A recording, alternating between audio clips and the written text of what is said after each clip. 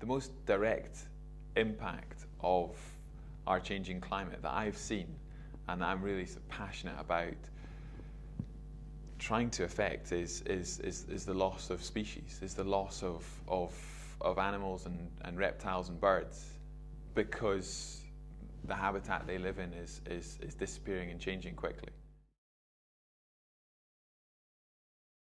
My impressions over the last 10 years exploring the world is how it's a lot more diverse than most of us appreciate. It's a lot bigger than most of us appreciate, and how huge sections of it are entirely uninhabited. You know, we tend to only focus on where people live, but those pockets where people live is having a huge and disproportionate impact on the rest of the planet. That goes without saying, and I've seen that, and I've filmed that, and I've interviewed hundreds of people where the changing climate is having a very profound and direct impact on their lifestyles. When you live in Scotland on the high ground and in modern society, those changes maybe don't affect you quite so directly as if you're living on a small island in the middle of the Pacific Ocean.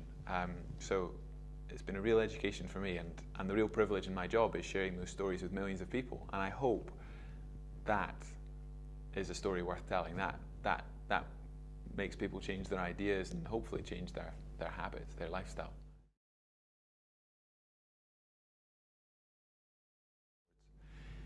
In the last year, I've been filming the build-up to Glasgow 2014, and I had the opportunity to film on a lot of the islands through the Indian Ocean and on the Pacific. Places like the Maldives and out through the Pacific, parts of the Solomon Islands and Kiribati.